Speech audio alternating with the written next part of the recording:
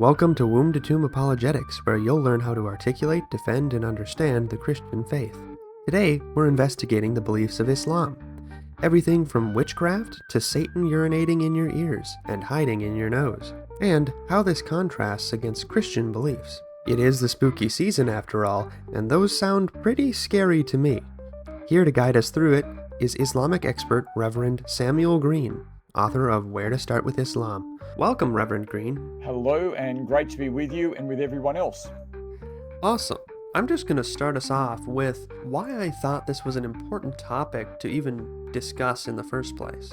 This subject is rather foreign to many Christian and Jewish believers. A lot of them think that Islam is very similar to their religion, and in some ways it is. But when I started to investigate Islam, I began to notice a peculiar trend.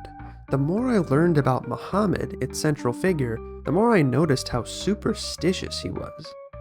I recall Nabil Qureshi, a very famous convert to Christianity from Islam, sharing his testimony and talking about what his day would consist of as a Muslim. And at one point he remarked that during his morning routine, he would have to step into the bathroom using his left foot. That is the kind of mindset a devout Muslim has, remembering Allah in the morning, even before leaving the bed. And then when I got off the bed, I'd walk towards the bathroom, and already I'm thinking in terms of Muslim rituals. Because when I get to the bathroom, I have to walk in, I have to cross the threshold with my left foot first. Can't do it with my right foot. And the reason why is because Muhammad taught that if you walk into a washroom, you do so with your left foot first. And I thought, that's a bit peculiar. Why does he have to enter the bathroom with his left foot? But kind of ignored it for the moment and moved on. Puzzled, I did soon find out that many of Muhammad's teachings consume the daily lives of many Muslims. They have to practice a lot of things that, to an outsider, would appear quite odd. He would tell his followers, according to various hadiths, not to have images in your house, that angels are afraid of dogs, that jinn, which are similar though not identical to demons, are hiding in your bathroom, to enter the bathroom with your left foot and exit with your right, and to wash or wipe your private parts an odd number of times. Muhammad had a seemingly endless list of these superstitious beliefs. And that brings us to what the definition of a superstition is in the first place. I'd define a superstition as a belief in certain acts having supernatural consequences related to good and bad luck, often associated with magic and witchcraft. And they have no apparent connection between the act and the result. We might think of an example like seeing a black cat as bad luck. What does seeing a black cat have to do with bad luck? Well, we don't know. It's just a superstition. But what do you think, Reverend Green? Oh, look, I would agree with much of your definition there, that it's a belief. I guess I want to say that it's a little hard to pin down because it may have some basis for why they have this particular belief, but it seems to me that superstition is caught more up in particular practices. So in the casting of spells, in amulets, in those types of things, we see the practice. And so, you cast a spell rather than pray to God. It's that type of comparison. And so I guess what I'm hoping to do today is just to look at some of the practices in Islam and see what we might call superstition. Certainly, and the reason why I defined superstition the way I did is you have to be a little bit careful with it because you don't want to be too exclusive, but you also don't want to be too inclusive. We could imagine an atheist saying that all religion is superstitious, but that's not quite how we use the term usually. A lot of atheist scholars would say, certainly it's okay to believe in a God, that's not superstitious. I don't believe in it, but it's a legitimate belief because you can kind of back it up a little better. But why don't you bring us through your slides and show us the superstitions of Islam? I guess I just want to begin by saying that the casting of spells are part of Muhammad's teaching. So we see here in the pre-Islamic period, we used to apply spells and we asked the Messenger of Allah, how do you look upon it? So here you see some of the early Muslims, they've left behind the overt witchcraft and other practices, and they've become Muslims. And so this question of, well, what do we do with spells now? Are spells good? Are spells bad or whatever? And so they ask Muhammad about it and he replies, submit your spells to me. That is, let me have a look at your spells. What is it that you're saying?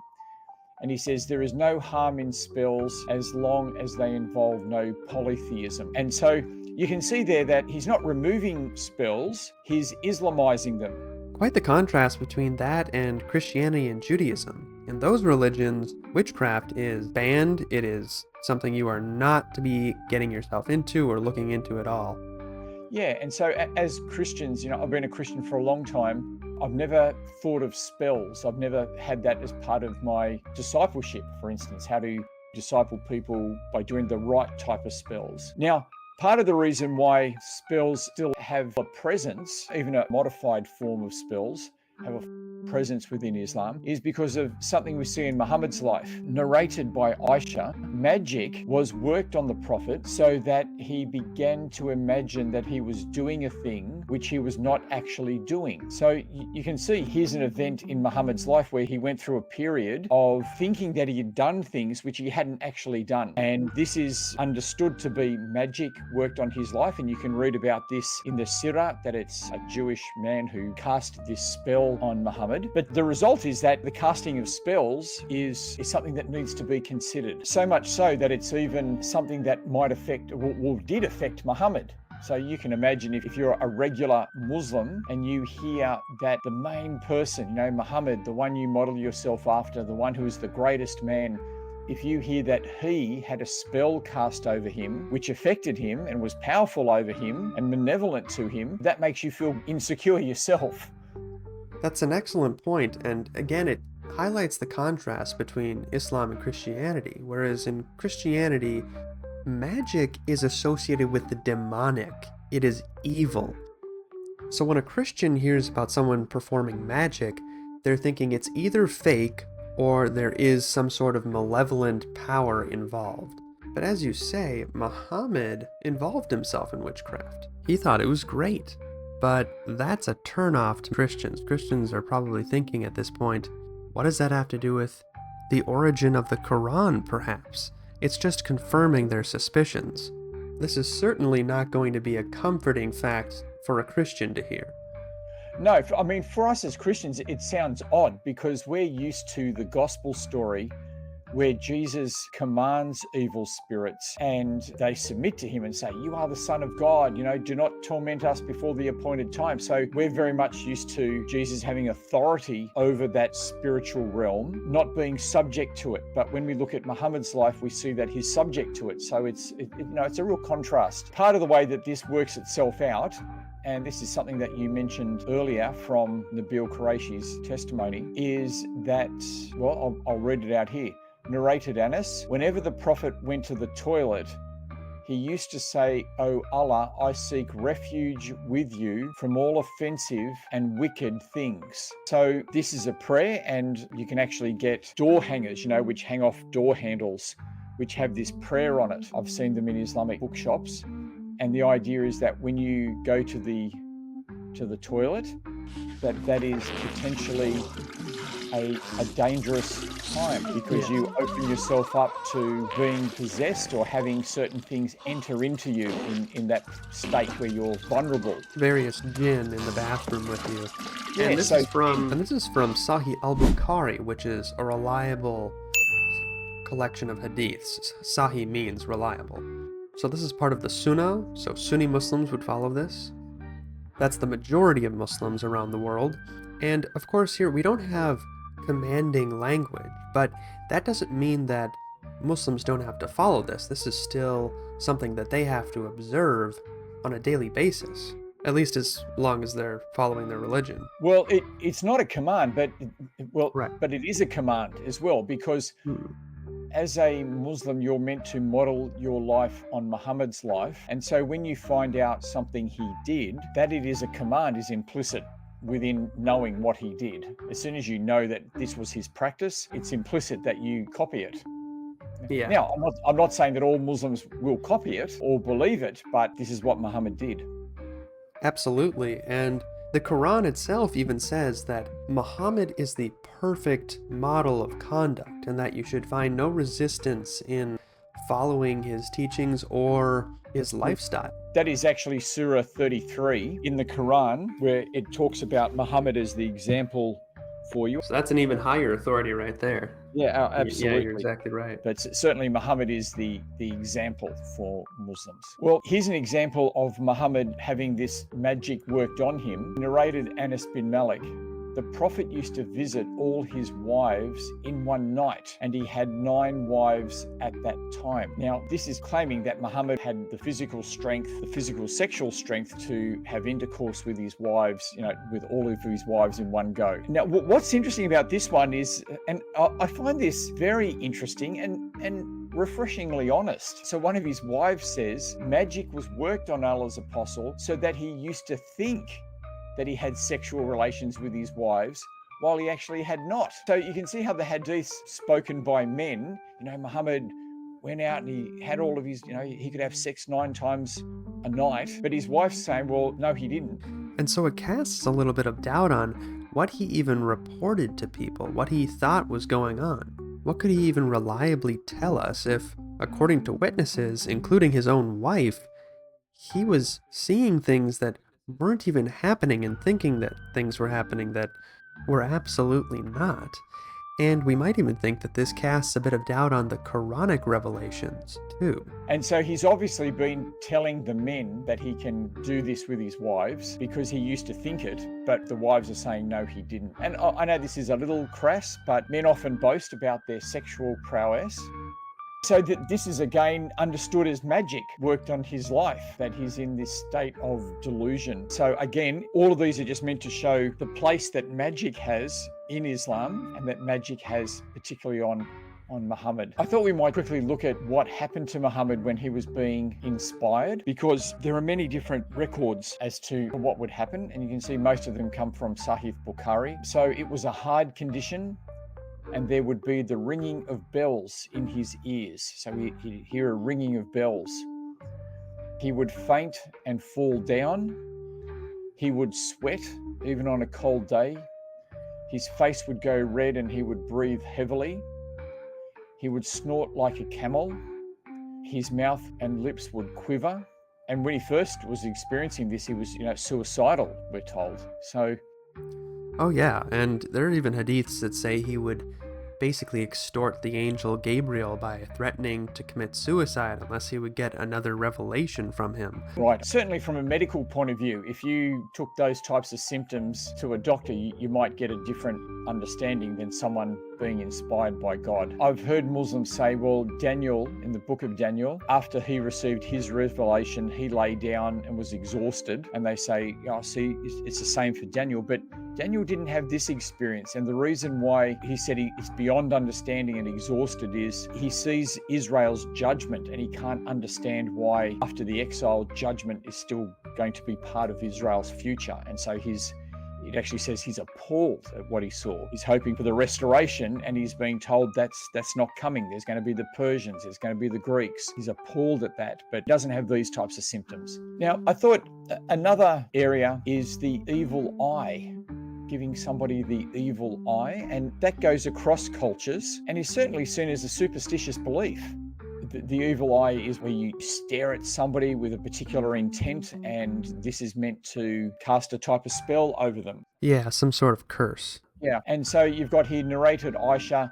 The Prophet ordered me or somebody else to do ruqya if there was danger from an evil eye. The ruqya is like asking for help, but that is very clear that there's the evil eye, and we see this. Narrated Salama. That the Prophet saw in her house a girl whose face had a black spot, and he said, she is under the effect of an evil eye. So again, that is all mixed up with this magic and fear of the spirits, and it's saying that got to watch out for evil eyes and people casting spells on you. As we've seen, because this has already happened to Muhammad, it can't really be seen as unimportant in the rest of Islam. It's obviously something that you need to consider. Now, this is Narrated Aisha, whenever thy prophet went to bed every night, he used to cup his hands together and blow over it after reciting Surat al-Ikhlas, Surat al-Falaq, and Surat an-Nas, and then rub his hands over whatever parts of his body he was able to rub, starting with his head, face, and front of his body. He used to do that 3 times. This is cupping. I don't know if you've seen people do the cupping. It's like blowing into, and then sort of a way of purifying or protecting your body. So it's a practice of protecting yourself against malevolent spirits. Again, we see the superstition there in how he would even go to bed every night. He's very preoccupied with whether spirits are going to do something to him and that he can protect himself. Of course, Christians don't have to worry about this because we have the Holy Spirit inside of us, so other spirits aren't going to enter. Absolutely. And so this is one of his practices to, to blow into it. And obviously he feels that his breath is somehow protective, and then it's a type of magic practice. Narrated Abdullah bin Umar, Allah's apostle said, there is neither adha, so no contagious disease is conveyed to others without Allah's permission, nor tiyara, but an evil omen may be in 3, a woman, a house, or an animal. So he's saying there's no evil omen in certain things, but there is an evil omen in a woman, a house, or an animal. And it sort of begs the question, where is he getting this information from? You might find some stuff in the Bible that to an outsider might sound odd, but usually there's an origin to it. The origin is God commanding something. Maybe he says that some animal has significance in a ritual or something like that, but that's just God declaring certain things to be significant. But where is Muhammad getting this information? It's not in the Quran, so this isn't revelation from Allah. He's just doing things and everybody's expected to imitate it? It reminds me of a part of the Quran where people were saying that Muhammad was all ears, meaning he believed pretty much anything anyone ever told him. It's almost like people are just telling him all these superstitious things and he's going along with it. And look, I'm sure that what he's doing here is very typical in that period of time. People were into omens and magic and all that type of stuff. So I'm not saying that he's inventing this stuff, but I'm saying he's reflecting his culture. Narrated Saud, I heard Allah's apostle saying, if somebody takes 7 ajwa dates in the morning, neither magic nor poison will hurt him that day. Now this is where we get into some of the weirder things that Muhammad taught his followers. And in this case, we have a scientific way of testing it. Obviously, eating 7 ajwa dates will not protect you from poison. I've seen Islamic apologists like Muhammad Hijab try to defend this one, but obviously it's utterly indefensible. There's no way around it. This is just superstition and it's not true. It's very easily testable and we know it's not true. But there are other examples too. I mean, Muhammad told his followers that nothing could make water unclean, and so his followers drank water that had a dead donkey carcass in it. There's even another place where he tells them to drink camel urine, and apparently this still happens today in the Islamic world, but these are very, very, very bad ideas. Yes. I wanted to, another possible aspect, for many of the surahs in the Quran, they have letters at the beginning. And so this is Surah Al-Imran. So this is Surah 3, and it begins with Alif Lam Mim. And so you'll see this in translations of the Quran. They just have Alif Lam Mim. Now, this is not a word. And as you can see here, I've given the picture. It says, these letters are one of the miracles of the Quran, and none but Allah knows their meanings. They're sort of unintelligible letters at the beginning. And there is this other idea about Quranic miracles. There's something called the Quran Challenge, where the Quran challenges people to make a surah like one in the Quran. But We're never given any information on what it means to be like the surahs of the Quran, what the standard is, how we're supposed to go about doing this. We don't know what it's saying. All we know is that the Quran is a miracle because it's too beautiful to imitate, but there's no more information than that. This sounds a lot like that, where we're just told this is a miracle and you have to believe it, and we have literally no clue what we're looking at. Yeah, But- and at that point, anything's a miracle. You know, Right. if I start my writing by going ALM, and that's it, ALM, and then everyone goes, "That's a miracle." I mean, Right. right? I'm going, well, okay, if that's what you call a miracle, then The standard is very low. What do you do with that? If that's what you call a miracle, I'm going, well, that's not a miracle. That's just 3 random letters. Now, the reason I bring this up is one of the accusations against Muhammad was that he was a magician himself. And one of the things with magicians is that you have meaningless phrases that you chant, abracadabra, and there's a whole lot of them. And so Aleph, Lam, Mim, what does it mean? Well, it's an incantation. It's an incantation, and no one knows the meaning, and its power is that we don't know its meaning. And so it may well be that there's a trace of magic incantation before the starting of certain surahs, where you say these words, and it's like saying abracadabra, in the name of Allah, and because where else do we see random words, like random letters, which have hidden meanings, outside of magic? Like, that's the only other place we see it. Yeah, exactly.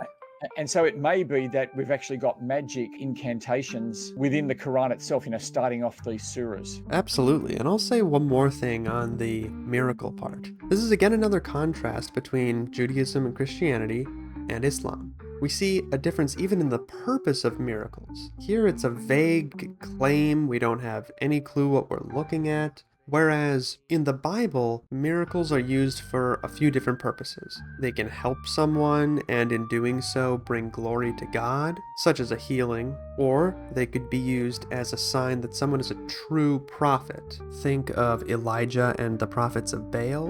And then you can also find miracles that are punishments. Think of the plagues of Egypt, for example. But here, there's no information. We're just told this is a miracle, this proves the Quran is true, that it's from God, but we have no way of actually verifying it, examining it, or anything. This is a verse from the Quran as well. So you may be familiar with pictures from Iran where they will curse, death to America, death to Israel, that type of thing. And one of the things I found interesting was that I can see why they're cursing their enemies there. They're their enemies, and so they're cursing them. But in the Quran, it talks about how they're cursed by Allah. So if we just look at that last sentence, those are cursed by Allah and cursed by those who curse. It's the idea here that we curse people. Now, curses aren't always superstition. That it can be, cursed is the person who does this. The Bible's got that type of thing. But as Christians, we don't really go around cursing people. And to a Westerner, this might come across like it's just people mad at their enemies, like you said. But there's actually something deeper here.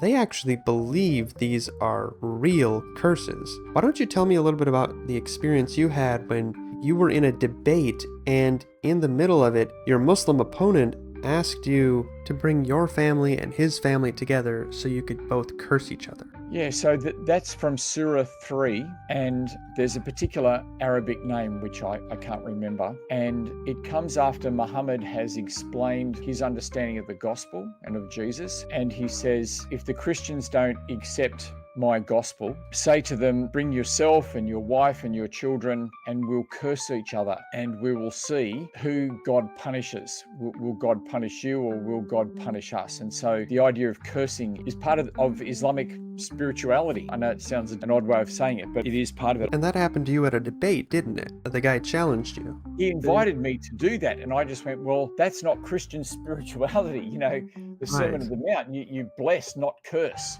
So Jesus really does the exact opposite here. In Islam, Islamic spirituality involves cursing people. As a Christian, I just went, I I can't curse anyone. I'd be directly denying the explicit teaching of Jesus at that point. Who tells you to pray for your enemies and bless those who curse you. So it's again another thing that to a Christian, we don't know this about Islam, but it shows you the big divide between these two religions and how they approach things, to the point where you actually had a debate opponent who challenged you to curse him. It was during the debate. It's on video somewhere. I can't remember now, but it was somewhere.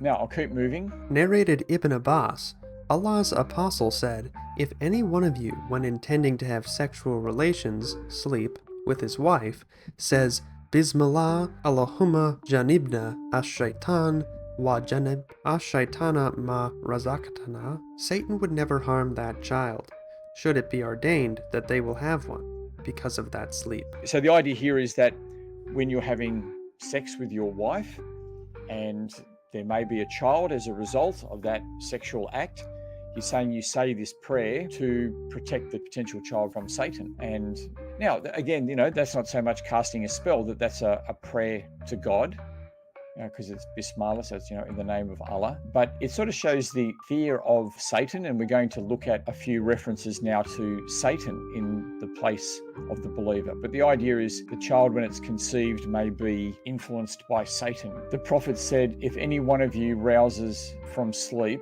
and performs the ablution, that is the Islamic washing, he should wash his nose by putting water in it and then blowing it out thrice, because Satan has stayed in the upper part of his nose all night. Narrated Abu Huraira, the Prophet said, yawning is from Satan, and if any one of you yawns, he should check his mouth as much as possible. If any one of you, during the act of yawning, should say, ha, Satan will laugh at him. So you can see how this idea of Satan, is serious business, that he can enter your body. Yeah, he sleeps in your nose, and so you've got to blow your nose. So, I blow my nose most mornings just to clear my nose so I can breathe well for the day. Whereas this is actually blowing your nose for protection. It's a way of protecting yourself. Yeah, and this brings me back to Nabil Qureshi's testimony, where he was talking about entering the bathroom with his left foot. He was also talking about the ablution, and he remarked how these practices dominate the lives of Muslims daily. And that was something that he found very difficult when he converted, because Islam so controls and is involved in your daily life that practically everything you do is Islamicized and concerned with what is God thinking, what is Satan up to, is what you're doing going to give you bad luck or good luck? It's left foot, right foot, you do the hokey pokey and you turn yourself around. It's so involved in your life that it can be very difficult to convert to a new way of thinking. Yes, he talks about yawning, and I guess that's because, you yawn, you breathe in, your mouth is wide open, and so again, that makes you susceptible to the devil coming inside of you, Satan coming inside of you. I added this in. This is just a highlight of a commentary on this hadith, because a lot of people will say, well,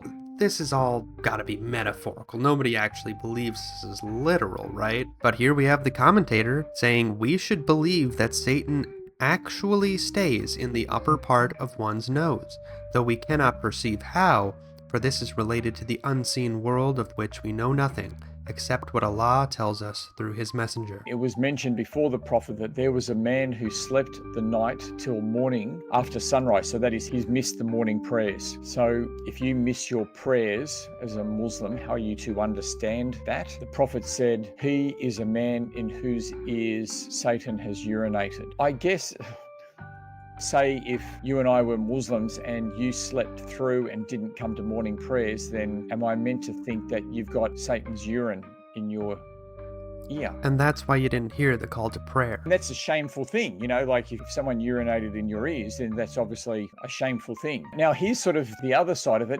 The Prophet said, Allah likes sneezing, but dislikes yawning. So if someone sneezes and then praises Allah, then it is obligatory on every Muslim who heard him to say, may Allah be merciful to you. But as regard to yawning, it is from Satan. So one must try one's best to stop it. Wow. So to be a Muslim means you're not to yawn. You're meant to stop yawning. So it's a bit stronger than just yawning is not good. It's actually you shouldn't do it. Very odd. It's very different. And so I think the reason why you like sneezing is, of course, it blows everything out of your nose, doesn't it? So you got to cover your sneeze, because if you're not careful, you spray, right? Yeah. That obviously can be rude to other people if you sneeze over them. So sneezing is from God, yawning is from the devil. To non-Muslims, this probably sounds very peculiar. I have to stop myself from yawning? You can just imagine the cascade of yawns if one person yawns and then the next one yawns. That could definitely cause trouble. We better not yawn around our Muslim friends, because that could be seen as culturally insensitive, perhaps, No, exactly. I mean, when we talk about being culturally sensitive, then you may think, being culturally sensitive means I've got to take my shoes off. But it also might mean if you yawn, then that's culturally insensitive. You're under the influence of the devil now because you yawned. Narrated Sayyid bin al-Musayyab, Abu Hurairah said, the Prophet said, "No one is born but that Satan touches it when it is born, whereupon it starts crying loudly because of being touched by Satan, except Mary and her son." That's an interesting reason as to why children cry when they're born. Yeah, they've been touched by Satan. And then it says, except Mary and her son. Abu Hurairah then said, "Recite it if you wish, and I seek refuge with you, Allah, for her and her offspring from Satan, the outcast." So this brings up an interesting point about how Muhammad borrowed from, in this case, perhaps Catholicism, where Mary and Jesus are untouched by original sin. So this is sort of like a Catholic belief that's been Islamicized, if you will. Yeah, and I think that's a very helpful point, because Muslims will often say to us, the doctrine of original sin is dreadful and everything else. But you still want to say, is every child touched by Satan? So you might reject original sin, but you still believe that Satan touches it. What does it mean that Satan touches you when you were being born? What does that mean? It certainly doesn't mean your holiness, does it? It's obviously some type of corruption. I haven't used this argument before because I don't often read this hadith, but I'm just thinking when they speak against original sin, you can say, well, you've actually got a similar doctrine. And that's one of the problems that a Muslim might face. This idea of trying to distance itself from Christian beliefs, but having Islamic beliefs directly derived from Christian beliefs without knowing it. Yeah, these are sort of overlapping with things we've seen before. Narrated Jabir bin Abdullah, the Prophet said, "Cover your utensils, knives and forks and everything, and tie your water skins, and close your doors, and keep your children close to you at night, as the jinns spread out at such time and snatch things away." He's climbing in your windows, he's snatching your people up, trying to rape them, so y'all need to hide your kids, hide your wife, and hide your husband, because they're raping everybody out here. When you go to bed, put out your lights, or the mischief doer, i.e. the rat, may drag away the wick of a candle and burn the houses. Atta said the devils instead of the jinns. But it's just the idea here of, your water skins, you've got to tie them up, because the jinn or the genies will get into the water skin. You know how we got genies in the bottle? What is it? The lamp? Genie in the lamp? So this is that sort of genie in the lamp idea, that you've got to cover your utensils, you've got to tie up your water skins so that it's sealed, and close all the doors, seal everything up, because the jinn will come out and grab these things and get into them in some way. You can see how that can lead to all types of superstition. Obviously for us it's superstition because we don't accept these jinn as having this type of power or authority. We don't worry about it as Christians. Absolutely. We don't worry about that as Christians because we have the Holy Spirit inside of us. So